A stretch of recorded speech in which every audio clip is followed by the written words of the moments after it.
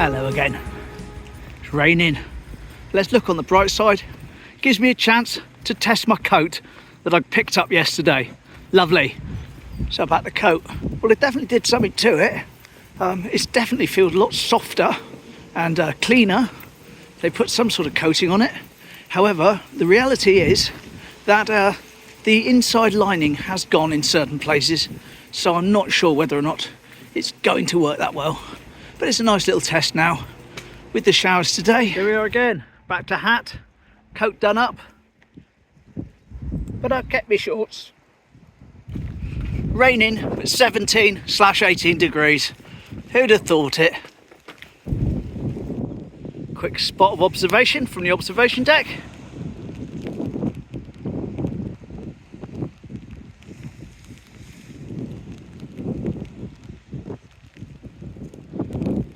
On this wet, breezy morning.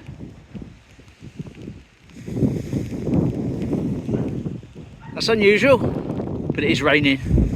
There's some friends of mine.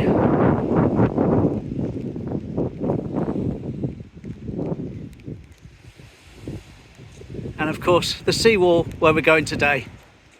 Got some plans, I'll fill you in a moment.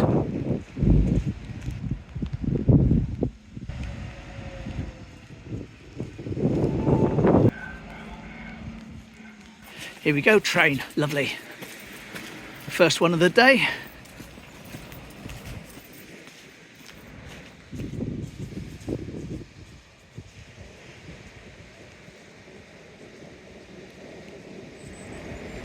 Yes, planning to go up as far as Sprey Point, along to check in the Demolition, and then up to Lidls for some supplies. It is of course curry day today, so I want to try and get some steps in, but I'm not going to be walking around in the rain for the fun of it. Oh no. Andy in Dawlish messaged me this morning. He says, "You seen what the big wheels like when it's not light?" I said, "Nope." He said, "Here you go." So he sent me these that you're seeing at the moment. So they light it up when it's dark. Of course, I don't know what it looks like when it's dark out myself, because I'm never up that early in the morning, unlike Andy. And I'm never out after dark myself. But apparently they light it up, so isn't that nice? Cheers, Andy. Is it a cormorant? I can't really tell on my small phone screen. I think so.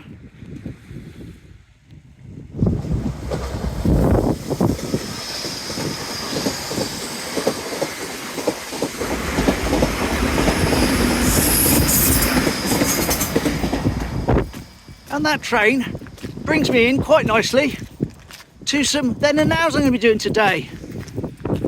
Let me explain the story behind them. Here we go, first then and now. This is a screen grab from a video I found last night from the 1950s, steam trains and that coming along the Seawall, all from Dawlish all the way to Teignmouth, etc. I'll link it up for you, but anyway, here's the still.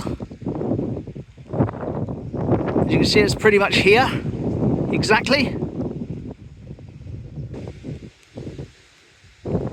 And if you want to see that whole video, all you need to do, go to billsphoneTeignmouth.com. On the right hand side there's a playlist. It says other people's videos, green thing. Click on that. It's in the bottom of that list. Or you can just do it on the channel yourself if you understand where the playlists are. All good. I'll be doing 2 more from that today. Lovely little video. No sound though. Sneaking up behind me.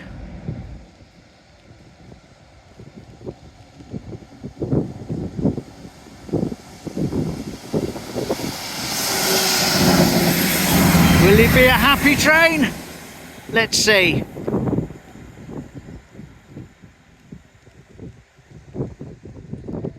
Yay! Happy train! Lovely.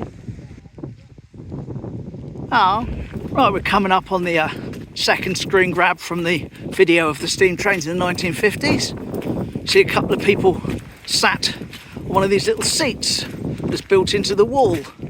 Obviously, as you can tell from looking at it today, the back has been built up considerably.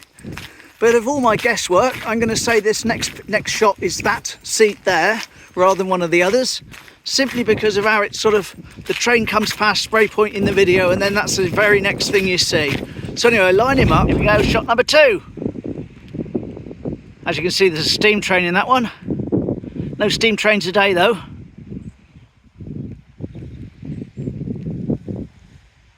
There is a special tomorrow though, coming through. I'll try and catch it if I can get up. It's at 10:13 in the morning. That means getting up very early for me. I'll set an alarm and see if I can manage it. Good old Sprey point.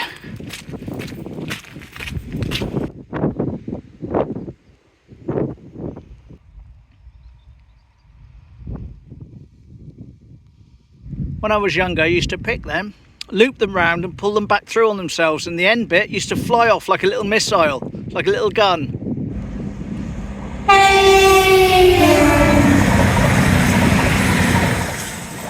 Ecstatic train! Lovely, lovely. What a toot that was, eh? Good job I got the wind blocker on. You got full benefit of that. Smashing.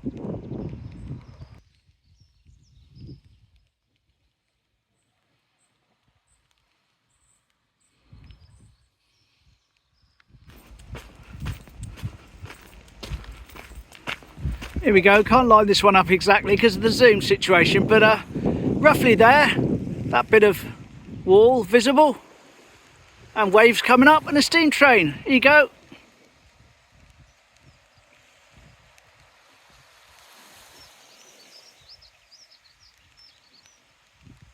So there we go. That's the third and final one of the set. Watch the entire video in my other people's videos playlist.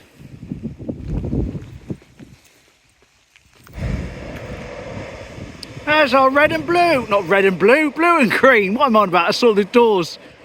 Red and blue train.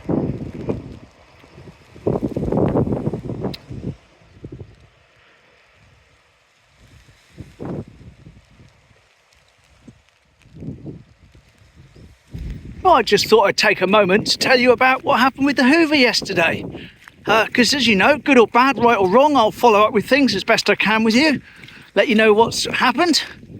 And I got a text from the chap shortly after I left it, saying he knew it was there and he was on his way. Then I got one saying he picked it up, smashing. And then later on in the afternoon, I got a phone call from him. He said he's diagnosed the fault. Turns out it was the battery. It wasn't giving the signals to say it was dying, because it wasn't dying. It had just completely gone kaput. So he's recommended a new Dyson battery for £65. Which happens to be exactly the same price as if I went to Dyson online and bought it myself, so can't say fairer than that.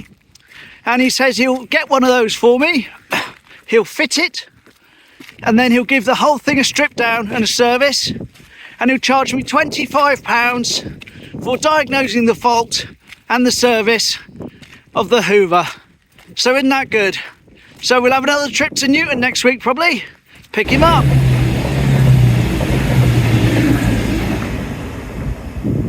That was actually a crossover, but I couldn't get the phone out of my pocket quick enough. That's no good. Nightmare. Also, I haven't set it up 100% yet, so it was doing a lock screen when I pulled it out. What I need to do is to tell it to remain unlocked when it's connected to my headphones, which are always in, always working like the old one was. So I better do that. I'll stop and do that now. Then we won't have any problems in the future. Well, as much as I'd like to say, right, I've done it, I couldn't find the setting off the top of my head. Not here, so I won't do it in the rain on the seawall. I'll do it when I get home. Once it's done, it's done.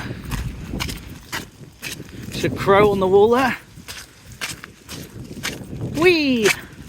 There's the crow again. He's following me along the wall.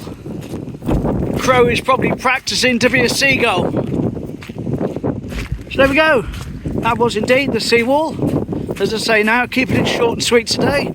Heading along, check on the demolition, up to Lidls, then home. I'm just going to go up under the shelter afforded by the yacht club, give the phone screen a wipe off and give the lens a wipe off, check in on things. Well, not only did I give it a wipe down, I also discovered the setting I was looking for on the seawall when I wasn't looking for it, so it's now saying unlocked when it gets to my headphones. I think the chap that lived up there has moved, to be fair, because they always used to be the flags, different countries' flags flying all the time. And you'd think, well, what's the, connection with the flags? Why have we suddenly got Brazil flag and Ugandan flag and blah, blah, blah? And it was all down to whatever the big sporting event currently was taking place somewhere in the world. And you'd fly the two flags. But that's gone now, so I think he's moved on. Well, the coat is holding up quite well so far in the rain, so I'm quite pleased with it so far.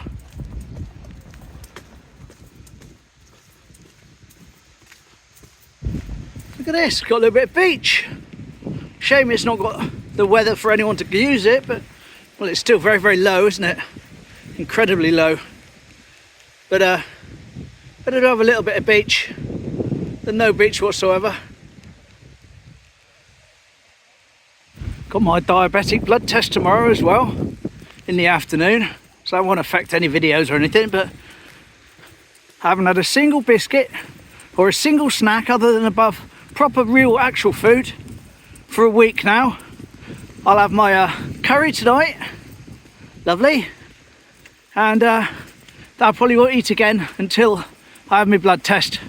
Hopefully it's gone down a little bit and I'll start heading in the right direction.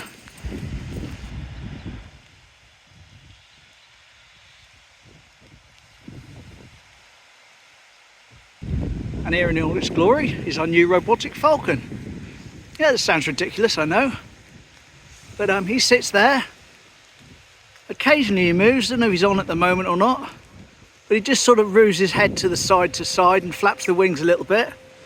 And supposedly, that will scare off the seagulls. And of course they move him around because he's on a trolley. At Teignmouth Beach, factors like rainfall, wind and waves and tide can influence bathing water quality. Wildfowl can impact it too. Environmental Agency and Teignmouth Council are testing this RoboBird to deter local wildfowl. It mimics a peregrine falcon with the aim of improving water quality. Scan to find out more. Lovely. RoboBird, sounds like Robocop, doesn't it? It'll be out assassinating seagulls soon. It'll go berserk. AI will take over. Lovely. Has some sort of switches down right below it. There's a toggle switch, there's a socket switch and there's a green switch, but I won't touch any of them because it's not for me to mess about with. But if we come along here one day and it's sort of in action, although it doesn't really do a great deal, we'll definitely film it.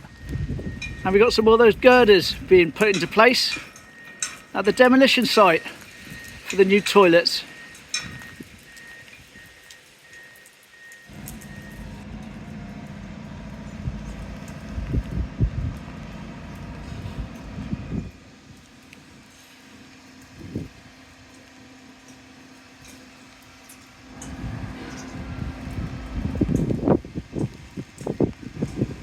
Yeah, next one in the line that is. And unfortunately the rain is getting a lot heavier and there's not that much to report today. So plan is to get up to Lidls, head home. Rain, rain, rain, rain, rain, rain, rain, rain, rain. Lovely and noisy for the spring bank holiday.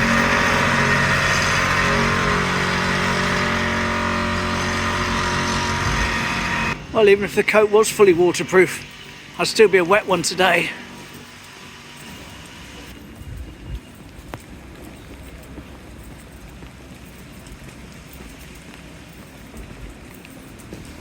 All the scaffolding's down from WH Smith's, and they put the main sign back to WH Smith, along with the WHS on the hanger. So now we've got mismatched branding. Isn't that just typical? Back all Wetherspoons for Barry, and a little bit of Bickford Lane for Ian.